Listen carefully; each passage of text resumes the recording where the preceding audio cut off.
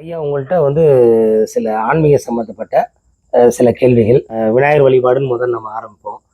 இந்த விநாயகர் வழிபாட்டில் பார்த்தீங்கன்னா, நம்ம இங்கே விநாயகரை மட்டும் தான் பார்க்குறோம். சில இடங்கள்ல விநாயகருக்கு துணைவியார் மனைவி இருக்கிறதா சில இடங்கள்ல சொல்றாங்க. சில இடங்கள்ல அத வழிபடுறாங்க. அது நம்ம தமிழ்நாட்டுல அது நடைமுறையில இருக்குதா? எந்த ஊர்ல இருக்குது? இந்த இதெல்லாம் கொஞ்சம் விளக்கமா சொன்னீங்கன்னா, நம்ம ஆன்மீக பக்தர்களுக்கு அது உதவியா இருக்கும். அவங்களும் அத போய் பார்க்கறதுக்கும், அந்த வழிபாடு செய்வதற்கும் அது கொஞ்சம் உதவியா இருக்கும். திருச்சிற்றம்பலம். விநாயகர் வழிபாடு என்பது தமிழ் மொழியிலேயே இருக்கிறது.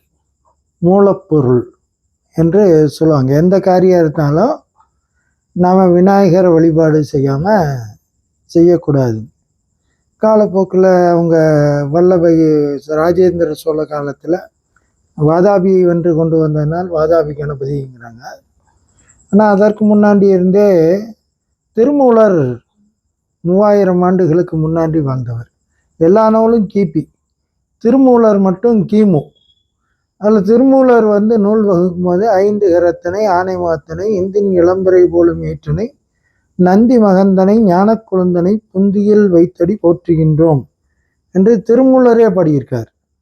பின்னாடி வர இதில் மரபுகளை தமிழ் மரபுகளை மழுங்க செய்வதற்காக பின்னாடி அங்கிருந்து வந்தது இங்கிருந்து வந்தது என்னெல்லாம்.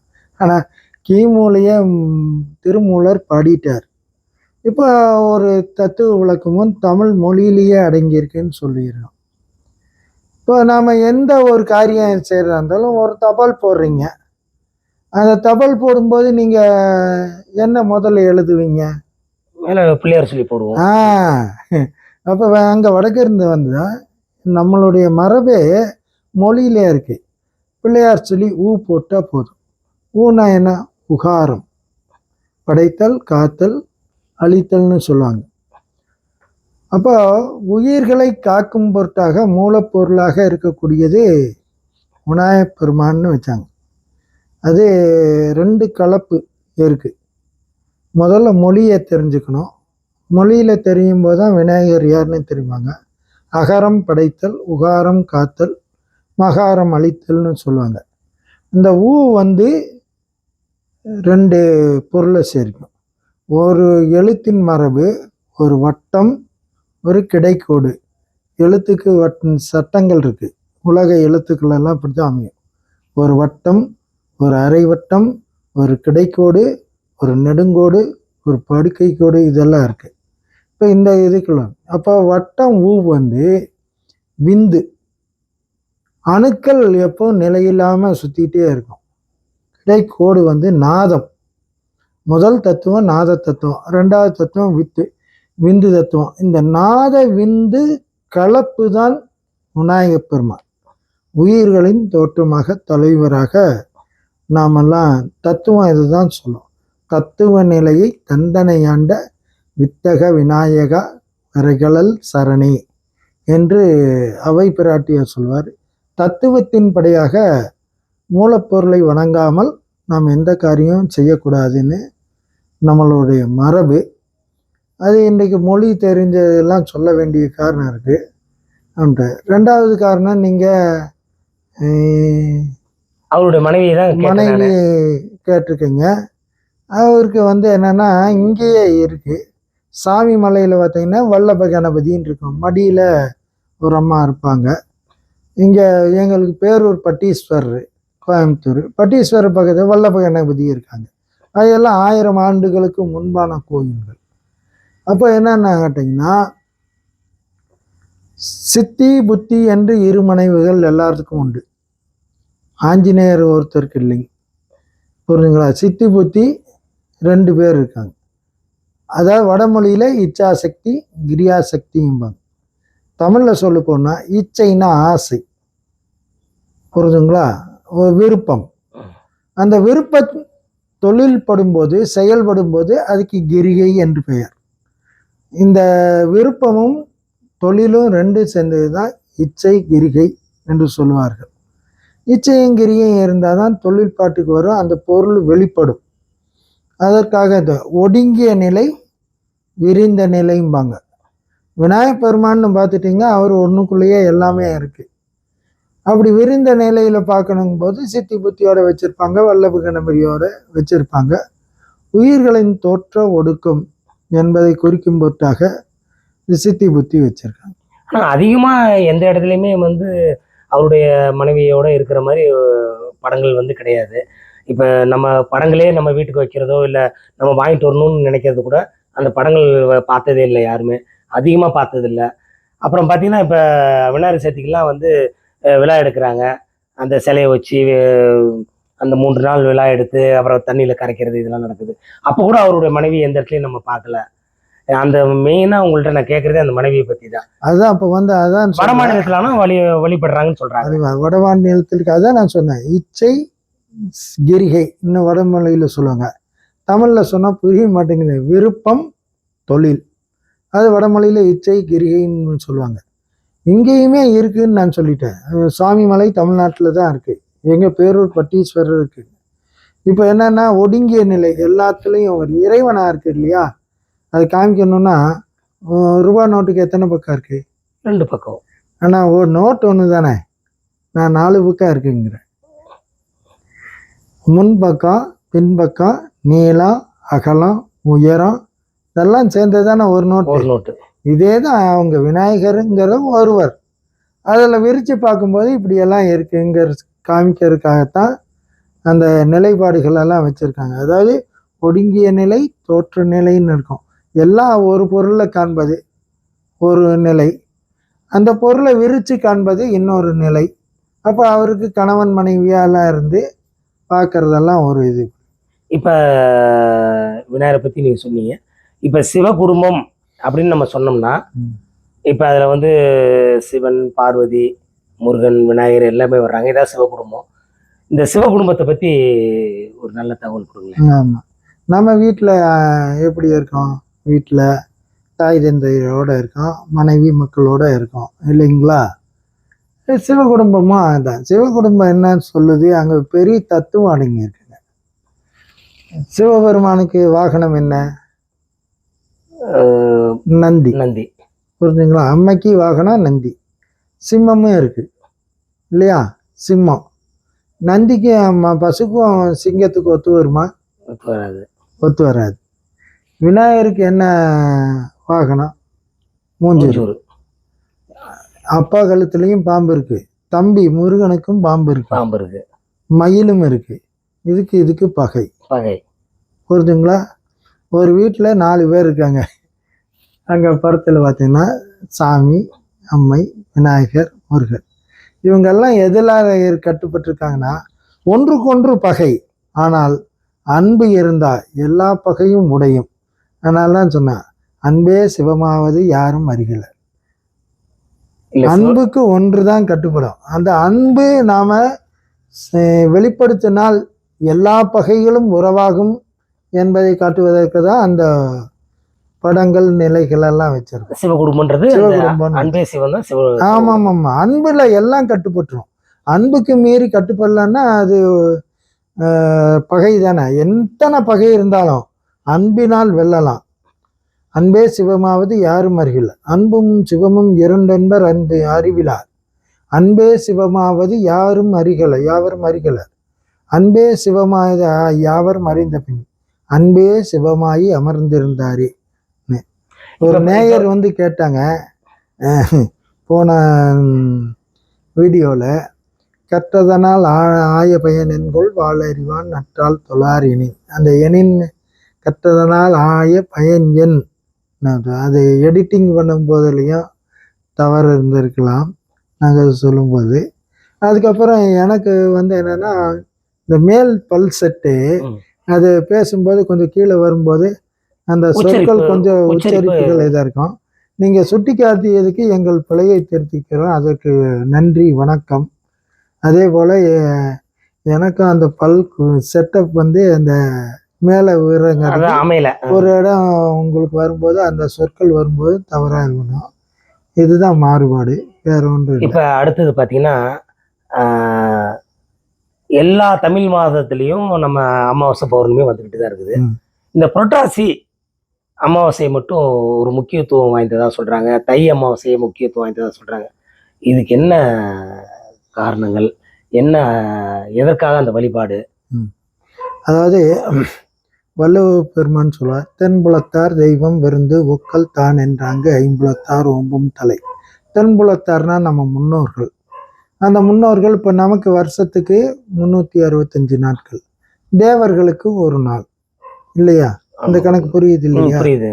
அப்போ தேவர்களுக்கு ஒரு நாள், நம்ம முன்னோர்கள் வந்து தேவர்கள் கணக்கில் தான் வருவாங்க. அப்போ 2 பொழுது பரிணியத்து சொல்லால் சாற்றி சோறிட்டார் துயர்வூர் வறுமை குலத்திட்டார் இன்னும் சொல்லுவாங்க பெரியவங்கள் வாக்கு. அப்போ 2 பொழுது நாவுக்கரசர் சொல்றான். அப்போ 2 பொழுதும் பகல் பொழுது இரவு பொழுது. இப்போ ஆடி மாதம் வந்து இரவு பொழுது, தை மாதம் பகல் பொழுது.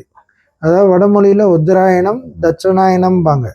ஆனால் எல்லாம் நம்ம வடமொழி கலப்பு அதிகமாக இருக்கிறங்காட்டிக்கு அது சொன்னால் புரிஞ்சுட்ட மாதிரி சொல்கிறாங்க. தமிழில் சொன்னால் இது பகல் உணவு, அது இரவு உணவு.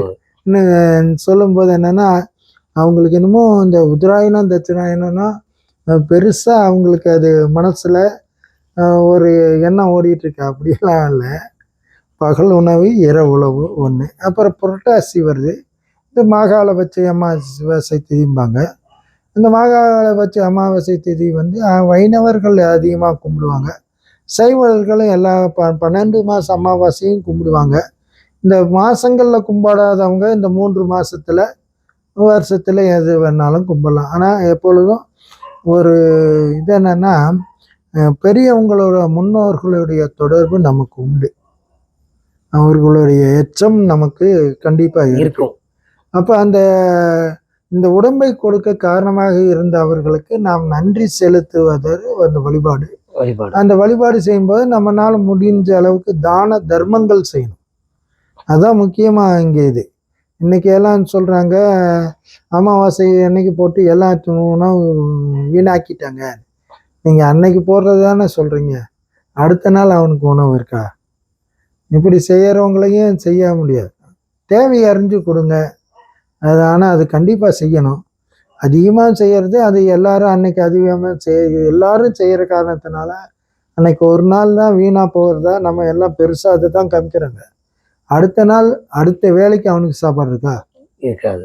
தயவு செய்து அதெல்லாம் சிந்திச்சுக்கோங்க. அறம் செய்யணும், அறம் செய்ய விரும்புனாங்க. ஆனால் அதை நாம் செய்யக்கூடிய தர்ம காரியங்களில் இன்னைக்கு நிறைய பேர் மீடியாக்களில் அதெல்லாம் போட்டு இவ்வளோ வேஸ்ட் ஆகுதுங்கிறாங்க. அப்படியெல்லாம் இல்லை. அன்னைக்கு ஒரு நாள் நாம் வந்து என்னன்னாக்கா இந்த பொழுது இல்லை அடுத்த பொழுது கொடுத்துட்டா நல்லது. இப்போ பார்த்தீங்கன்னா இந்த அமாவாசை அன்னைக்கு பார்த்தீங்கன்னா வசதி படைத்தவர்கள் வந்து ஒரு முக்கிய ஸ்தலங்களுக்கு போய் அங்கே உட்காந்து அவங்க அந்த முன்னோர்களுக்கெல்லாம் படையலிட்டு அந்த ஃபங்க்ஷன் பண்ணுறாங்க. இதே வந்து எத்தனையோ ஏழைகள் இருக்கிறாங்க, அவங்க வந்து எந்த பண்ண முடியாமல் இருக்கிறவங்களுக்கு என்ன பண்ணலாம்? இப்போ பசுமாட்டுக்கு கொண்டு போய் அகத்திக்கீரை கொடுக்குறாங்க. இதுக்கு என்ன காரணங்கள் தெரிஞ்சுக்கலாங்களா? இப்போ வந்து நம்ம வசதி இருக்கு இல்லைங்களெல்லாம் நம்ம எண்ணங்கள் தான் அங்கே செலுத்தணும். மூவேல் சுற்றம் மறுநெரு நரகடை ஆளாமே அருள் அரசே போற்றி என்று மணிவாசர் சொல்கிறாரு. மூவேல் சுற்றம் 21 தலைமுறைக்கு அந்த காரியங்கள், தர்ப்பண காரியங்கள், பிதுர் வழிபாடு எல்லாம் சொல்லியிருக்காங்க. அப்போ நம்ம என்னன்னு கேட்டிங்கன்னா, எள்ளும் தண்ணியும் விட்டாலே போதும். பிற உயிருக்கு வைக்கும்போது தான் நம்ம காகத்துக்கு வச்சா, பெரியவங்களுக்கு வச்சா போதும். இப்போ காகத்துக்கு நம்ம சாப்பிட்றதா இருந்து 1 ரூபாய் எடுத்து வச்சு, யாவர்க்குமாம் இறைவருக்கு ஒரு பச்சிலை, யாவர்க்குமாம் உண்ணும் போது ஒரு கைப்பிடி.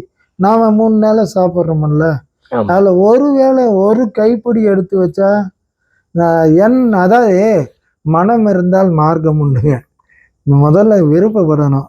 எத்தனை செய்யணும்னு இருந்ததுன்னா வசதி வாய்ப்பெல்லாம் இல்லை, எப்படி வேணாலும் செய்யலாம்.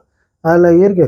யாவருக்குமா உண்ணும் போது ஒரு கைப்பிடி, ஒரு கைப்பிடி எடுத்து வச்சுட்டிங்கன்னா போதும். அகத்திக்கீரையை குறிப்பிட்டு நம்ம அகத்திக்கீரை வந்து பசுமாட்டு கொடுக்குறோம்.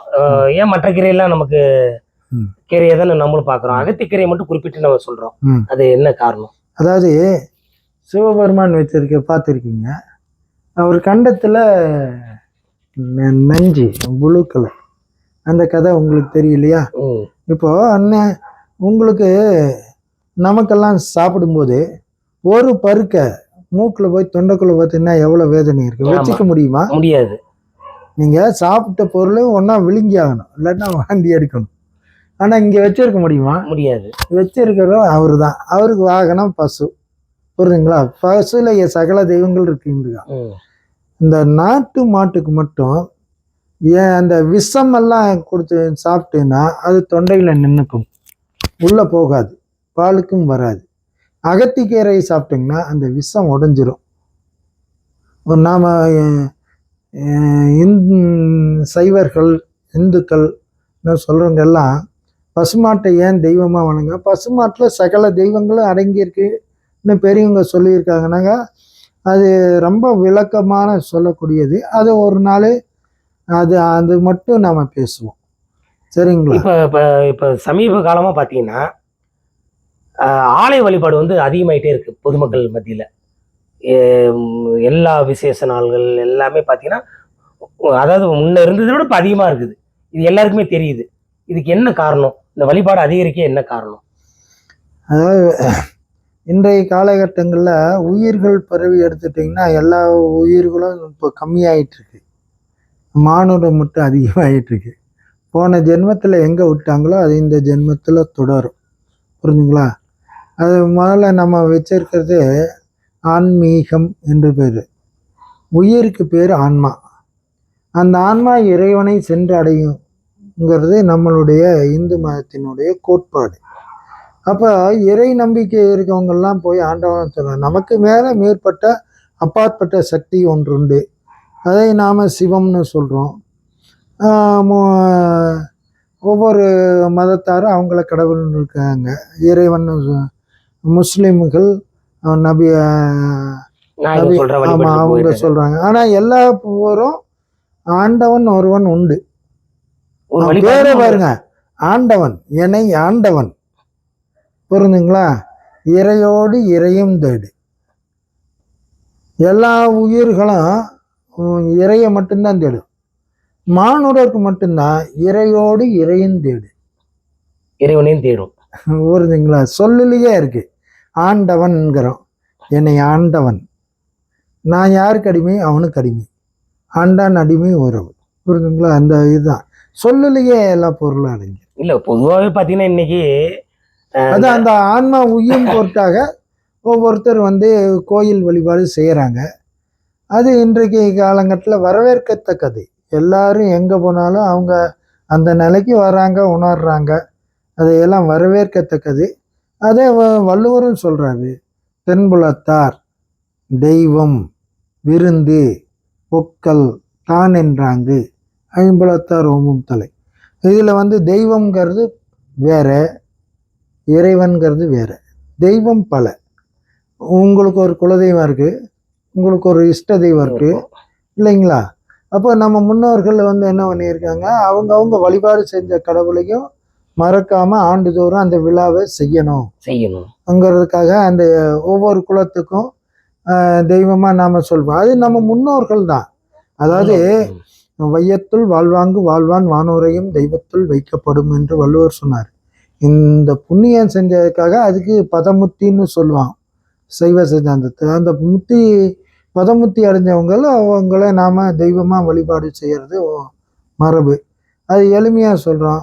இப்போ நமக்கெல்லாம் பழைய காலங்களில் 7 தலைமுறைகள் சொல்லுவாங்க. இன்றைக்கு அந்த 7 தலைமுறை சொல்லுங்க தெரியாது. புரிஞ்சுங்களா? அப்போ எங்கே நாம் தப்பு பண்ணுறோம்? அப்போ அந்த புண்ணியம் செய்யலான்னா பேர் நிற்காதுங்க, புரிஞ்சுங்களா? புண்ணியம் செஞ்சுருந்தா தான் பேர் நிற்கும். வள்ளுவர் 2000 வருஷம் ஆயிட்டார், நிற்கிறாரு. ஒரு அதியமான் மன்னன் ஔவைக்கு நெல்லிக்கனி கொடுத்தான். அந்த நெல்லிக்கனி கொடுத்தங்காட்டிக்கு ஔவையார் பாடினா அப்படி. அதனால் அதியமான் புகழும், ஔவைக்கு நெல்லிக்கனி கொடுத்தங்காட்டிக்கு அதியமான் புகழும் 2000 வருஷமாக நின்றுருக்கு. ஆனால் தர்ம காரியங்கள் செஞ்சு வாழ்க்கையில் தர்மம் தாங்க. அறம் செய்ய விரும்பு, அன்பும் அறமும் உடைத்தாயின். அன்பு பண்பு தான், நாம் சொல்லிட்டான். அந்த பண்பு விளங்கணும்னா அறம் செய்யணும். அறம் செஞ்சால் தான் பயன் வரும், அறம் செய்யலைன்னா பயன் வராது. இப்போ ஒவ்வொருத்தருக்கு சில பேர்லாம் சொல்லுவாங்க, எனக்கு இந்த செவ்வாய் தோசை இருக்குது, இந்த மாதிரி தோசைகள் சொல்லுவாங்க. இந்த தோசைகளுக்கு பரிகாரம் தான் இதுக்கு ஒரு தீர்வு அப்படின்னு சொல்லி இன்னைக்கு நிறைய காலகட்டங்களில் இருக்குது.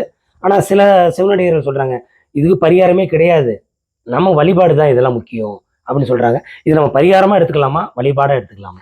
அதாவது தோஷங்களுக்கு வழிபாடு சிறந்ததா, பரிகாரம் சிறந்ததா? அதாவது வழிபாடு தாங்க சிறந்தது. தோஷம் என்ற சொல்ல அப்போ ஒரு பக்கம் இருந்து இன்னொரு பக்கம் கழிக்கிறதுன்னு பேர். புரிஞ்சுதா? நான் கேட்குறேன், கழிச்சது எங்கே போச்சு? திரும்பி வருமா வராதா? இருக்கு இல்லைங்களா? தோஷம் என்ற எல்லாம் இன்றைக்கு மக்கள் இடத்துல அதுதான் பெருசாக இதாகிடுச்சு. அப்படியெல்லாம் ஒன்றும் இல்லைங்க. ஒவ்வொரு காலகட்டங்களில் அந்த காலகட்டங்களில் நமக்கு இடர்கள் வருது. அந்த இடர்கள் வரும்போது இறைவனை சிந்தித்து வழிபாடு பண்ணும்போது நமக்கு இடர்கள் கம்மியாகும். அதுக்காக பரிகாரத்தை தோஷத்தை பரிகாரம் பண்ணுறதுங்கிறதெல்லாம் எல்லாம் எப்படின்னு சொல்கிறேன், இதனால மாறிடுமா? இப்போ எனக்கு 7.5 சனி நடக்கு, நான் 7.5 சனிக்காக பரிகாரம் பண்ணால் இந்த கட்டத்திலேருந்து அந்த கட்டத்தை தாவிடுமா? தாவாது. உனக்கு வந்து 7.5 வருஷத்துக்கு அவர் எங்கேயும் போக மாட்டார், அங்கே தான் உட்காந்துருப்பார். ஆமாம், 30 வருஷத்தில் 7.5 வருஷம், முன்னாடி 2.5 வருஷம், நடுவில் உச்ச 2.5 வருஷம், பின்னாடி 2.5 வருஷம், 7.5 வருஷம். இந்த 30 வருஷத்தில் ஒவ்வொருத்தருக்கும் 7.5 வருஷம் வரும். நான் பூஜை செய்கிறதுனால அவரும் கட்ட மாறிட மாட்டார். என் வேலையை நான் செய்கிறேன், உங்கள் வேலையை நீங்கள் செய்கிறீங்க, அவ்வளோதான். அதை ரொம்ப பெருசாக எடுக்கும்போது தான் இந்த உண்மையை சொல்லப்போனால் அவனுக்கு கெட்ட நேரம் வரும்போது தான் அவன் கோயில் குளம் ஜாதகம் அவங்களெல்லாம் எடுத்துட்டுவார். எங்கள் கோயிலில் போய் இறைவனை வழிபாடு மனதால் சிந்தித்து வழிபாடு செஞ்சாலே போதும். அதுதான் உண்மையான தீர்வு. இப்போ பார்த்தீங்கன்னா நம்ம பழைய காலத்து, அதாவது ஒரு 1000 வருஷம், 1500 வருஷம், 2000 வருஷம் கோயில் பார்த்தீங்கன்னா இருக்கிற அந்த ஒரு ஆகம விதிப்படி சக்திகள் அதுக்கு எப்படி இருக்கும்? இப்பெல்லாம் கோயில் கட்டி கும்பாபிஷேகம் நடத்தி அதனுடைய சக்திகள்லாம் எப்படி இருக்கும்? எந்த கோயிலுக்கு சக்தி அதிகம்? அது பழைய காலங்களில் பெரிய மன்னர்கள் அரசாண்டத்தில் பெருசாக கட்டினாங்க. அப்போ மக்கள்கள் குறைவாக இருந்தாங்க, அந்தந்த பக்கம் வழிபாடு நடந்து கொண்டு இருந்தது. இப்போ இப்போ நம்மளே எடுத்துக்கோ, இந்த ஊர் சின்ன ஊராக இருந்தது. அன்னைக்கே பாண்டி மாநகர், திருப்பூண்டி மாநகர்னு பாடியிருக்காரு சுந்தரமூர்த்தினார். இப்போ அந்த காலத்தில் மாநகராக இருந்திருக்கு. இன்னைக்கு தான் நாம மாநகர்னு கேள்விப்படுறோம். 700 வருஷத்துக்கு முன்னாடி பூண்டி மாநகராக இருந்திருக்கு. எங்களுக்கு பேரூர்னு பேர், கோயம்புத்தூர் பேரூர். பேரூர் பெரிய ஊர், பேரூர். புரிஞ்சுங்களா? அப்போ மக்கள் தொகை அதிகமாகிடுச்சு.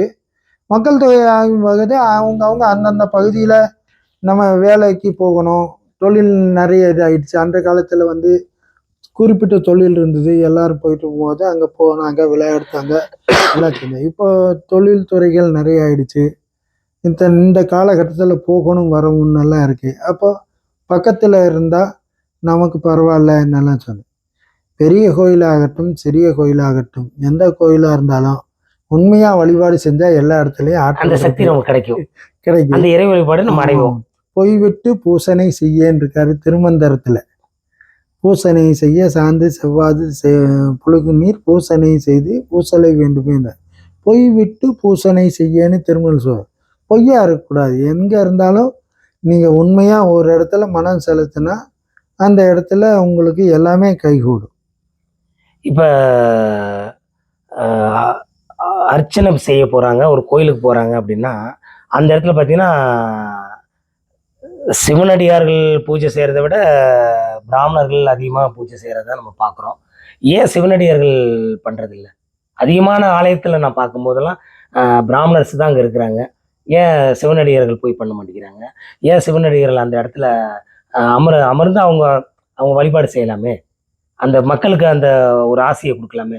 ஏன்னா அந்த காலத்து உங்களுக்கு பழைய ஓலைச்சுவடிகள்லேருந்து பார்த்தீங்கன்னா பிராமணர்ஸ் அங்கே வந்து வரல. ஓலைச்சுவடிகள் இன்னைக்கு அதை தமிழாக்கம் பண்ணி அதை எழுதி பல நூல்களாக வெளிவந்த இடத்துல பிராமணர்னு எந்த இடத்துலையுமே மேக்சிமம் வந்ததாக நான் கேள்விப்படலை. எல்லாமே சிவனடியார்கள். அதாவது பழனி சான்றுங்க. பழனியில் பண்டாரங்கள் பூஜை செய்தது இது. திருமலை நாயக்கர் வந்ததுக்கப்புறம் தான் பண்டாரத்துக்கிட்ட இருந்து பூஜை செய்ய திருநீர் வாங்க விருப்பம் இல்லாமல் அவர் ஐயர்களை கொண்டு வந்து உட்காந்து இது பண்ணாங்க. இது வரலாற்று சார்ந்த பழனி மலையில் இன்றைக்கும் இருக்குது. 2 பேரும் கலந்து செய்கிறாங்க. இப்போ உங்களுக்கு குலதெய்வத்தில் பூஜை பண்ணுறது யாரு? எனக்கு பிராமின் இருக்காங்க. ஐயர் தான் பண்றாங்க. ஐயர் பண்ணுறாங்க. சரி, உங்கள் குலதெய்வத்து கோவிலில் அவங்க பரம்பரையாக பண்ணிட்டு இருக்காங்க. தலைமுறை தலைமுறையாக பண்ணிட்டு இருக்காங்க. இன்னைக்கு தலைமுறையாக ஆதிவாசிகள் பண்ணுற சிவன் கோயில் இருக்கு, தெரியுங்களா? நான் கேள்விப்பட்டதில்ல. ஆமாம், நீங்கள் அட்டப்பாடியை போயிட்டீங்கன்னா. ஆமா, முருகன் கோயில் ஒன்று இல்லை, சிவன் கோயில். அட்டப்பாடியில் மலையடிவாரத்தில் இருக்குன்னு மலை செம்பனார் அந்த இடத்துக்கு போய் செம்பனார் கேள்விப்பட்டிருக்காது அந்த கோயில். ஆமாம், செம்பனார் கோயில். அந்த செம்பனார் கோயிலில் பார்த்தீங்கன்னா இன்னைக்கும் ஆதிவாசிகள் தான் பூஜை பண்ணுறாங்க. புரியுதுங்களா? அந்த பகுதிய மக்கள் எதை விரும்புகிறாங்களோ அந்த இடத்துல அவங்கள வச்சு செய்கிறாங்க. அதே மாதிரி அரசுகளும் அவங்க தொடர்ந்து வேலை செஞ்சுட்டு இருக்காங்காட்டிக்கு, அதாவது பரம்பரையாக வந்துட்டு இருந்தாங்க. இது காலத்து வரைக்கும் பூசாரிகளுக்கு வந்து ரிட்டையர்டு கிடையாது. நம்ம இந்த அரசாங்கங்கள் வந்ததுக்கப்புறம் தான் பூசாரிகளுக்கு அந்த வயசாச்சுன்னா ரிட்டையர்டு. அதாவது மற்ற துறையில எல்லாம் அந்த மாதிரி செய்யலாங்க. ஆனால் இந்த இது வந்து எப்படின்னு கேட்டிங்கன்னா அனுபவம் பேசும். வயதாக அனுபவம் கூடுங்க. அந்த அனுபவம் இல்லாதவங்களை வச்சு செய்யும்போது என்ன பண்ணுறது? அது எல்லா பக்கம் வர இடர்கள். ஆனால் இந்த துறை மட்டும் நம்ம வந்து சிந்திக்கணும். மற்ற துறையிலெல்லாம் வந்து அடுத்தவங்களுக்கு வழிவிடணும். புரிஞ்சுங்களா? இந்த துறை வந்து கல்வியை சார்ந்தது. புரிஞ்சுங்களா? தத்துவம் முழுக்க தத்துவம். இப்போ நான் சொல்கிறேன், இப்போ நீங்கள் விநாயகர் வழிபாடுன்னு கேட்டீங்க. விநாயகரில் நான் உங்களுக்கு ஒன்று சொல்கிறேன். எல்லா சாமிக்கும் பாருங்கள் இந்த இது வச்சுருக்கோம். விநாயகருக்கு பாருங்கள் யானை முகம் வச்சுருக்கோம். யானை முகம் இருக்குது இல்லையா? ஏன் வச்சாங்க? இதெல்லாம் பெரிய தத்துவங்களை அடக்கி வச்சு தான் வச்சுருக்காங்க. இதெல்லாம் வரலாறு. புரிஞ்சுங்களா? யானைக்கு பாருங்க, யானைக்கு எத்தனை கண் இருக்கு? நமக்கு தெரிஞ்சாலும் 2 தான். 4 கண் இருக்குங்க. யானைக்கு உண்மையிலே 4 கண் இருக்கு. 2 கண் அகக்கண், 2 கண் மதக்கண்பாங்க. இந்த மதக்கண்ணில் தண்ணி வந்ததுன்னா தான் யானைக்கு மதம் பிடிக்குதுன்னு அர்த்தம். மதக்கண் தண்ணி. ஆமாம், இது ஒரு செய்தி. 2வது செய்தி பார்த்தீங்கன்னா காது பெருசா இருக்கு. ஏன் காது பெருசா இருக்கு? எல்லா மிருகங்களும் வியர்க்கும், யானைக்கு வியர்க்காது. உடல் வெப்பமாக இருக்கும். அந்த உடல் வெப்ப தணிக்கிறதுக்காக தான் காது ஆட்டிக்கிட்டே இருக்கும். காது வழியில தான் அந்த காற்று உள்ள போய் உடல் சூட்டை தணிக்கணும். அதனால காத்துக்காக அந்த காதை ஆட்டிக்கிட்டே இருக்கும். ஏன் விநாயகருக்கு முகத்துக்கு யானை வச்சாங்க? நீங்கள் எந்த ஒரு சொல்லும் நீங்கள் யார்கிட்ட போய் எதை வேண்டுனாலும் நீங்கள் கேட்பீங்க, ஐயா நம்பிக்கையாக செய்யலாமா கேட்குறோம் இல்லையா? வழக்கத்தில் நம்பிக்கை என்னென்னு எல்லா விலங்கு உயிரினங்களுக்கும் மூக்கு எங்கே இருக்கு? முகத்தில் தான் இருக்கும். யானைக்கு மூக்கு கையில் இருக்கு. தும்பிக்கை அதை நம்பிக்கையாக பேசு. இந்த மூச்சு காற்று தான் எல்லாமே இயங்குது. உடல் உயிர் அத்தனையும் இருக்கு. கையில மூக்கு. எந்த விலங்குக்காச்சும் கையில மூக்கு இருக்கா? இல்லை, கிடையாது. கையில மூக்கு. அப்போ நமக்கு விரல் இருக்கு, விரல்ல நகம் இருக்கு. யானைக்கு நகம் இருக்கு, விரல் இருக்கா? கிடையாது. நகம் இருக்கு, ஆனால் விரல் இருக்காது. விரல் இருக்காது. அப்புறம் யானைக்கு வந்து விரை இருக்காது, கொடியே இருக்கும் யானைக்கு. அப்புறம் யானை ஒரு நாளைக்கு எத்தனை முறை கழுவி போடும்? அவ்வளோ 16 முறை கழுவி போடும். யானை தன்னுடைய உடம்பை சுத்தமாக வச்சுக்கக்கூடிய எல்லா விலங்குகளையும் விட யானை சுத்தமாக தன்னுடைய உடம்பை வச்சுக்கும். புரிஞ்சுங்களா? யானை அந்த லத்தி 16 முறை கழுவி போடுறதுக்கு தான் காடே பெருகுது. அதனுடைய போட்டு வச்சுன்னா உடனே உயிர் உற்பத்தி ஆகும். 2ஆவது நாள். புரிஞ்சுங்களா? உடனே உற்பத்தி ஆகிரும். அதை போடக்கூடிய விதை இதெல்லாம் போட்டு இதாகிடும். அப்படி யானையின் சிறப்புகள்லாம் நிறைய இருக்குது. அதனால் வந்து என்னென்னு கேட்டிங்கன்னா விநாயகர் முகம் பொருத்தி வச்சதெல்லாம் தத்துவங்களை வச்சு எல்லாம் வச்சுருக்காங்க. இப்போ கடைசியாக ஒரு முக்கியமான கேள்வி, இன்னைக்கு காலகட்டத்துக்கு உண்டான ஒரு கேள்வி இது. ஏன்னா கட்டாயமாக இது கேட்டாகணும்.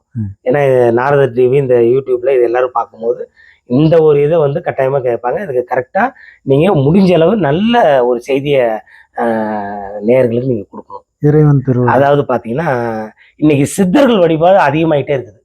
அதுக்கு என்ன காரணம்? அதாவது சித்தர்கள் பாத்தீங்கன்னா பல நூறு ஆயிரக்கணக்கான ஆண்டுகளுக்கு முன்னாடி இருந்து இருக்கிறாங்க. ஆனா இந்த காலகட்டத்தில் இப்ப குறிப்பிட்ட சில ஒரு வருடங்களா பாத்தீங்கன்னா வழிபாடு அதிகமாகுது. தேடி தேடி போறாங்க. இப்ப பழனி மலை மேல போகர் இருக்காரு, உண்மைதான். எத்தனையோ முறை நம்ம பழனிக்கு போயிருப்போம். அதாவது திருமுறையில வந்து சுந்தரமூர்த்தி நாயனார் பாடுறார், சித்தத்தை சிவன்பாலே வைத்தார்கள் எல்லாருக்கும் அடியேன்கிறார். மனம் புத்தி சித்தம் அகங்காரம்னு சொல்லுவோம். இந்த சித்தம் இறைவன்பாலே எந்த ஒரு பொருளை நாடி இருக்காங்களோ அவர்கள் சித்தர்.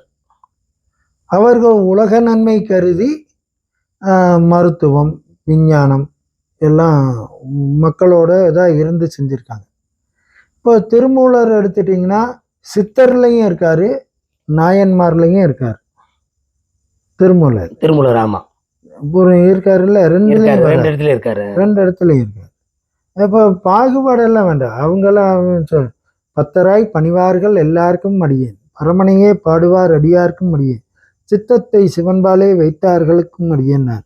இப்போ எல்லாரும் அடியார்கள் தான், திருநீர் வச்சா சிவன் அடியார்கள் தான். நீங்கள் பேதம் பார்க்கும்போது தான் பிரச்சனையே வருது. இப்போ மக்கள்களுக்கு நிறைய பிரச்சனைங்க.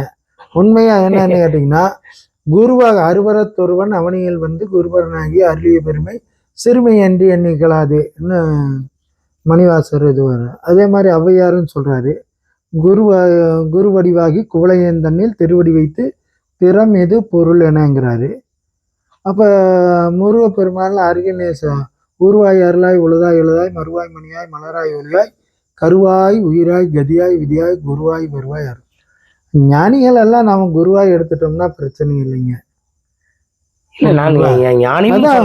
ஞானிகள் குருவா வந்துதான் அருள் செய்வாங்க, சோதிப்பான். அது வந்து சித்தர்கள் மூலியமா செய்யறாங்க. ஆமா ஆமா ஆமா ஆமா. கோயிலுக்கு போறாங்களோ இல்லையோ, சித்தர்கள் வழிபாடு சித்தரையும் அவங்க குருவா ஒருத்தர் ஏத்திருப்பாங்கல்ல.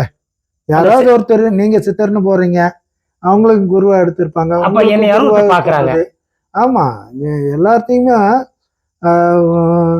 அவங்களும் ஒரு யாரோ ஒருத்தர் பிடிச்சிருக்கோம். ஆமா, குரு ஸ்தானத்துல இருந்து பாக்குறாங்க. அந்த குரு ஸ்தானம், அதாவது குருவருள் தான் காப்பாற்றும், திருவருள் சோதிக்கும், சோதிச்சு தான் நல்லது பண்ணும். ஆனா குருவருள் காப்பாற்றும். அப்ப எல்லாத்தையும் காக்க வேண்டிய கட்டாயம் மகான்களுக்கு உண்டு. நம்ம பேர் தான் வேறைய ஒழிய வேறு வேறையா கூப்பிடுறோமே ஒழிய அவர்களெல்லாம் உண்மை ஞானிகள். இப்போ நாளைக்கு நான் சேர்த்து போனேன்னா பேர் வருமா? வராது. ஆனா அந்த அவங்கெல்லாம் தவத்துல இருந்த தவ ஞானிகள், சீலர்கள். ஆமா, அதுதான் இன்னைக்கு வழிபாட்டுல வந்து ஒரு இன்னைக்கு சித்தர்கள் வழிபாட ஒரு சிறந்த வழிபாடா இன்னைக்கு. எல்லா வழிபாடும் சிறந்ததுதான். இல்ல, எல்லா வழிபாடும் சிறந்தது. ஆனா சித்தர்கள் வழிபாடு இன்னைக்கு அதிகமாயிட்டே இருக்கு. அதான் நான் சொல்றேன், ஞானிகள் அதிகம்னா சாதாரண அதிகம்லாம் கிடையாது. ஆமா ஆமா, லீவுன்னு கிடைச்சா எந்த சித்தர் கோயிலுக்கு போகலாம். பழனி முருகன் கூட இப்ப பேமஸ் இல்ல, கணக்கம்பட்டி சித்தர் தான் நீங்க சொல்றாங்க. இன்னைக்கு அவர் கணக்கம்பட்டியா இருக்காங்கன்னு நம்ம சொல்லல, இல்ல பொதுவாகவே எல்லாருமே இன்னைக்கு 18 சித்தர்கள் அப்படின்றாங்க சில பேர். சில இப்ப உங்களை மாதிரி இருக்க சிவனடிகர்கள்ட்ட போனோம்னா 18 சித்தர்களையும் மொத்தம் 19 சித்தர்கள், சிவனும் ஒரு சித்தன் தான், அதுக்கு கீழே தான் 18 பேர் வர்றாங்க. சில சிவனடிகர்கள் இதை என்கிட்டயே சொல்லியிருக்காங்க. நீங்க ஏன் 18 சித்தரா நினைக்கிறீங்க, 19 சித்தரா நினைக்கிறீங்க? ஆவணங்கள் வந்து 18ன்னு சொல்லலாம், ஆனா சிவனும் ஒரு சித்தர் தாங்க. சிவன் சித்தர் தான், அதன் பிறகுதான் அவர் சிவன். அப்படி எனக்கு சிவனடியாரே எனக்கு சொல்லியிருக்காங்க. நான் கரூர்ல இருந்திருக்கும் போது ஒரு கோயில்ல எனக்கு பெண் சிவனடியார் சொல்லியிருக்காங்க. அவரையும் நீங்க சித்தனாவே பாருங்க. சித்தன் போக்கு சிவன் போக்கு, சித்தன் வழி சிவன் வழி, சிவன் வழி சித்தன் வழி, இப்படிதானே சொல்றாங்க. அப்ப அவர் யாரு, எந்த இடத்துல இருக்காரு? சித்தத்தை சிவன்பாலே வைத்தான். அந்த சித்தத்துல இருந்து சிந்திக்கும் போது உண்மை இல்லைங்க, அதற்கு மீறிய நிலை இருக்கு. அதாவது தத்துவ விளக்கங்கள் 36 தத்துவம் இருக்குங்க. நாதம் விந்துன்னு எல்லாம் போகும்போது நாதம் விந்து நாதம் முடிந்த இடை நாதம், அதற்கு மேலேயும் போவாங்க. அவெல்லாம் போகும்போது எல்லாம் ஏகம் இதாயிரும். அப்புறம் அதனால்தான் நம்ம சமயம் மட்டும்தான் சொல்லுவேன், காணும் பொருள் எல்லாம் சிவமாக கண்டவர்கள் பெரியவங்க. புரிஞ்சுங்களா? இப்போ அந்த நிலை தாங்கி வரும்போது தான் நீ வேற நான் வேற நீ அது இது எல்லாம் பாகுபாடு. அவங்களுக்கெல்லாம் அப்படி இல்லை. அது பேரூர் புராணத்திலேயே இது எங்கள் பேரூர் ஆதீன இதில் குரு முதல்வர்லேயே ஒரு பாட்டு ஒன்று வரும். அவர் வந்து தவத்தில் இருந்திருப்பார். அப்போ வந்து ஒரு சுவைக்காக கதை மாதிரி சொல்லி அந்த இடத்துல வருவாங்க. அப்போ கேட்பாங்க, பக்கத்தில் யாருன்னா இந்த ஞானி தான் இருந்தார், இவங்க 2 பேர் சண்டை போட்டாங்க. அப்போ அவர்கிட்ட போய் கேட்கலாங்கும்போது அவர் 2 பேர்த்தையும் சொல்லணும். என்ன சொல்லணும்? அவர் சொல்லுவார், இச்சிவம் அச்சிவத்தை சிவ. இந்த சிவம் வந்து அந்த சாமியை ஒரு அடி போடுதாமா. இச்சிவம் அச்சிவத்தை சிவ சிவ. மறுபடியும் ஒரு அடி வாங்கினாங்க, 2 அடி. அப்புறம் இந்த சிவம் மறுபடியும் இச்சிவத்தை இச்சிவம் சிவ சிவ சிவ. அப்ப இச்சிவமும் அச்சிவம் சிவ சிவ சிவ சிவதானி. 2 பேரும் எல்லாத்தையும் சிவமாக பார்த்தவர்கள் அவர்கள் சித்தர்கள். ஆமா, ஞானிகள். ஞானிகள், சித்தர்கள், மகான்கள் எல்லாம் அந்த வழிபாட்டு இதுல நம்ம கொண்டு போயிடலாம். சரி, இன்னைக்கு அவர்கள் எல்லாம் வணக்கத்துக்குரியவர்கள், நாம வணங்குவதற்குரியவர்கள். ஓ, அவங்க நம்ம வணங்குவதற்கு நாம வணங்குவதற்குரியவர், அவர்கள் வணக்கத்துக்குரியவர்கள். இன்று பார்த்தீங்கன்னா இன்னைக்கு நாரத டிவிக்காக நீங்க சில நல்ல தகவலை கொடுத்துருக்கிறீங்க, நேயர்களுக்காக நல்ல தகவலை கொடுத்துருக்கிறீங்க. அதுக்கு நாரத டிவி சார்பில் உங்களுக்கு ஒரு மிக்க நாரத டிவி விசிட் அன்பர்கள் அனைவருக்கும் மனமார்ந்த நன்றியை தெரிவித்துக் கொள்கிறோம்.